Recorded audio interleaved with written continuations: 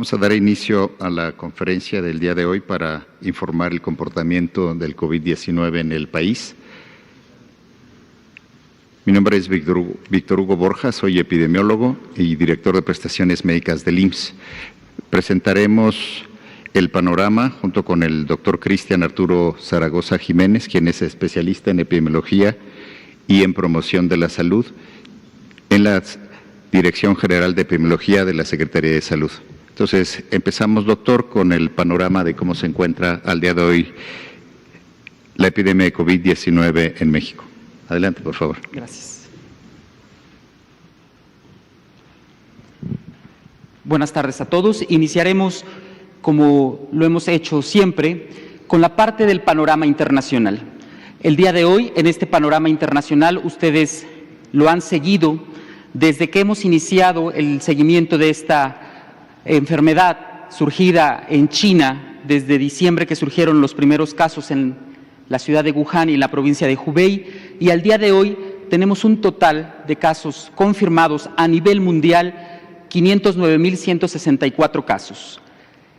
De los casos confirmados, en los últimos 14 días tenemos 377.205 y una tasa de letalidad global de 4.6. Como ustedes han visto, las regiones de la OMS, en su totalidad, las 6 regiones se han visto afectadas en esta parte, y también pueden observar claramente cómo ya muchos de los países de todo el mundo están en esta parte con la transmisión y con la presencia de casos. Todavía podemos observar que en la región del continente africano todavía están algunos países los cuales aún no se han iluminado todavía como debe ser en el tenor con otros países. Si me dan la siguiente, por favor. Este es el panorama que tenemos en nuestro país.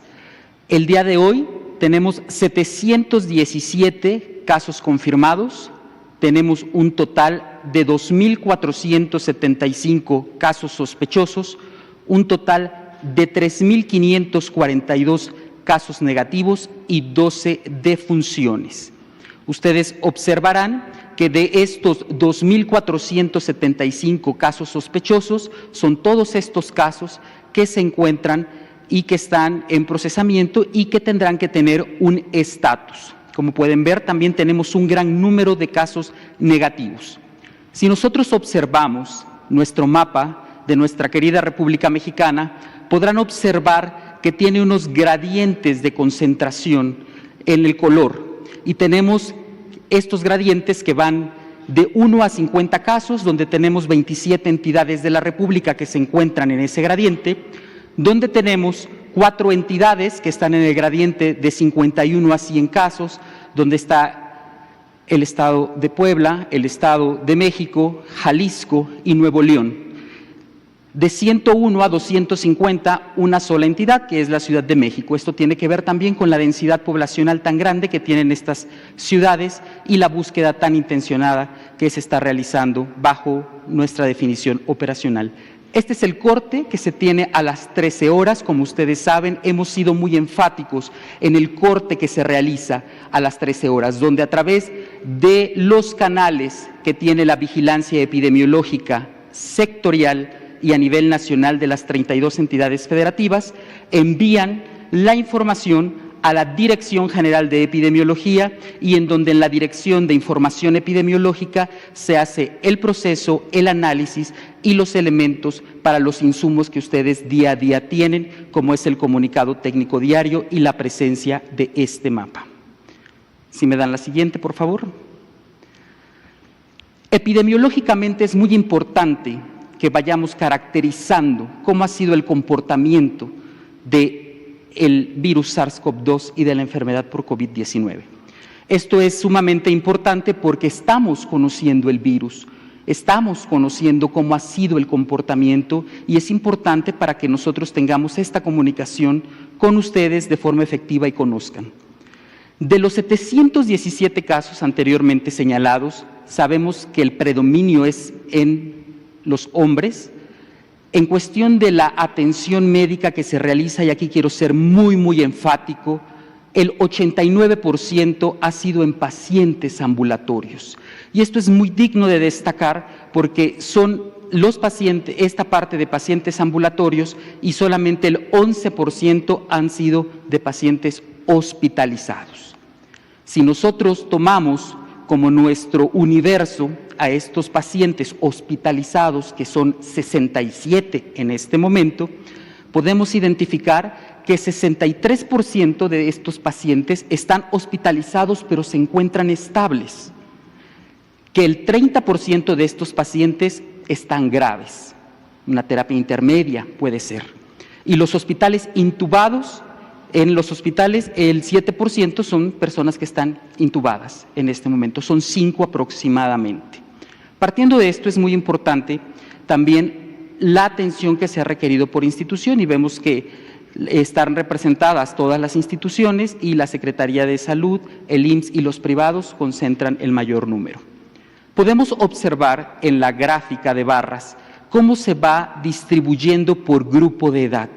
Y aquí es muy importante señalar que muchos de estos casos están en edades, en grupos de edad productiva, de 20 a 24, de 25 a 29, de 30 a 35, de 35 a 39, personas que están económicamente activas. De allí la importancia de todas estas acciones de salud pública focalizadas que se deben de realizar como quédate en tu casa. Si tienes sintomatología leve, quédate en tu casa y contribuyamos al evento que queremos de achatar nuestra curva epidémica para poder tener acciones. Es muy importante destacar lo siguiente, este es un gran mensaje. Tenemos que ver a la enfermedad por COVID-19 como una enfermedad no centrada en el paciente, sino donde las acciones comunitarias y de salud pública, con todas estas acciones anticipatorias que se han realizado de forma conjunta, contribuirán de una manera favorable para que en nuestro país trabajemos fuertemente en esta enfermedad. La que sigue, por favor. Este es el panorama de las defunciones. Tenemos 12, donde el 83% es en hombres. Las instituciones, el 42% están registradas en el Instituto Mexicano del Seguro Social, el 26% en la Secretaría de Salud, 25% en privados y el 8% es representado por el ISSSTE en este momento. ¿Qué es importante? Estas defunciones tienen comorbilidades.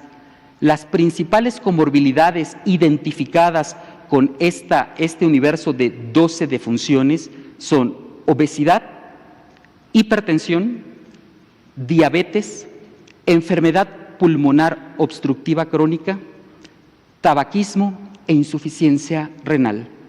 Es por eso que en este momento toda la población que tenga alguna comorbilidad identificada es importante que tengamos autocuidado de nosotros si ya tenemos identificados, que tengamos control sobre estos padecimientos y que tengamos sobre todo la conciencia en estas acciones de autocuidado. Las defunciones están localizadas en estas siguientes entidades federativas. La Ciudad de México tiene 5, Durango tiene 1, Jalisco tiene 3, Michoacán 1 y San Luis Potosí tiene 2. Si analizamos la distribución por grupo de edad, vemos que están concentradas en los grupos de 55 años de edad en adelante, motivo por el cual siempre se ha enfatizado en el tema del cuidado en estos grupos de edad, para que podamos hacer acciones muy focalizadas. Con esto quiero destacar y quiero ser insistente en que no veamos al COVID centrado en el individuo o en una persona enferma, sino que nos centremos en acciones de salud pública integrales, comunitarias, de promoción de la salud y sobre todo que podamos llegar a través de ustedes y con su apoyo a toda la población mexicana para que ustedes sean nuestros aliados en la medida y en la difusión de todas estas grandes acciones que se están realizando por parte del sector. Antes de finalizar esta parte para dar paso al doctor Víctor Hugo Borja, quisiera decirles y quisiera comentar y agradecer a todas y a todos el personal de salud de todo el sector que está trabajando fuertemente en acciones desde lo local, en los hospitales, en la parte administrativa.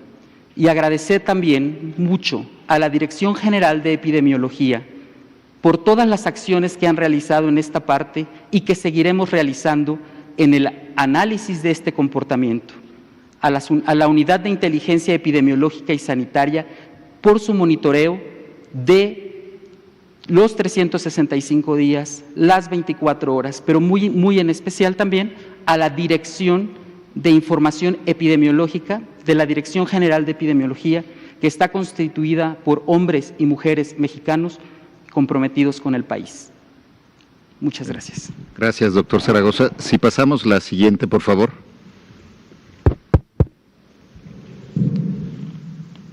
Como ustedes pueden ver en este cuadro, todavía predominantemente son casos importados con el 68%, estos 486 casos confirmados son asociados a viaje y se asocian a estos viajeros que han llegado aquí o a estos casos importados, 177 casos que son el 25%. Estos casos son casos que no podríamos evitar en su mayoría. Y lo importante que mencionaba el doctor Hugo López-Gatell es para pasar de la fase 1 a la fase 2, es la actividad comunitaria, que es la que estamos vigilando, que son estas medidas de aislamiento social, de quédate en casa, de higiene de manos y de las capacidades como sociedad para responder, que pueden disminuir estos casos que se llaman sin antecedentes, que son la transmisión comunitaria. En la gráfica que les mostramos, no se muestran cuándo identificamos los casos. Esa sería por la fecha de registro o la fecha de identificación. Para los epidemiólogos es muy importante cuándo se contagian.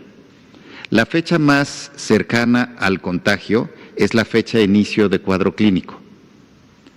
Si decimos que entre la fecha de contagio y los síntomas hay un promedio de 5 a 7 días y que puede ir hasta de 14 días, esta gráfica lo que muestra es cuándo se encontraba la población en esta actividad o cuando se infectaron lo más cercana posible a esas fechas. Entonces, como ustedes pueden ver, el primer caso que se asocia con transmisión en la comunidad, que ponemos aquí, que no pudimos identificar que se asociara a un viaje, es el 6 de marzo. Y lo que tenemos que muestra aquí es que a partir del 18 de marzo hay una actividad mayor de transmisión comunitaria. Les hemos mostrado una gráfica en el pasado de casos acumulados y estos siempre van para arriba. Esta aparentemente va hacia abajo porque todavía los casos que se van a reportar o los casos que están en el periodo que todavía no muestran los síntomas van a ser reportados después, pero ya se infectaron. De tal manera que esta gráfica va a ir hacia arriba y siempre va a mostrar como 5 o 6 días una tendencia hacia abajo. ¿Qué es lo importante de aquí? Que todavía los casos de transmisión comunitaria son pocos. Todavía estamos a tiempo de actuar con el aislamiento social, con quédate en casa, con evitar salir si no es necesario y con la higiene de manos y con la sana distancia. Si mantenemos su sana distancia, vamos a poder continuar achatando la curva. Esta se puede seguir aplanando. Hemos anunciado que cerca del 18 de abril tendremos una actividad más intensa. Esto quiere decir que en las siguientes semanas, después del 18 de abril, en algún momento se presentará el pico máximo, pero para evitar que lleguemos a un pico muy alto, es importante que todavía nos quedemos en casa, que cuidemos a los mayores de 60 años, que son los que tienen una mayor riesgo. ¿Y por qué podemos pensar que vamos a tener una tasa de ataque menor en México que en otros países y que sí lo podemos lograr, o que la curva va a estar más plana? Hay varios factores. Las tasas de ataque, que es lo que la proporción de la población que se va a infectar, depende primero de las características del virus. Eso ya conocemos el R0, que es el número de personas que contagia una persona infectada, pero esa puede disminuir con las medidas que se hagan, con las intervenciones que hagamos. Pero también depende de la edad la gravedad de los casos y la carga que van a tener los servicios de salud depende de la edad de las poblaciones. En España y en Italia son poblaciones más viejas que en México. Es una ventaja que nosotros seamos una población más joven. Los casos puede ser que tengamos una proporción más mayor en los más jóvenes y por tanto menos grave. Este es algo que tiene una ventaja, pero también tenemos una desventaja, que por familia es un número mayor. El número de habitantes en cada hogar es un número grande, tenemos muchas familias extendidas, de tal manera que lo más importante que podemos hacer son estas medidas de distanciamiento social, de su sana distancia, para continuar y achatar la curva.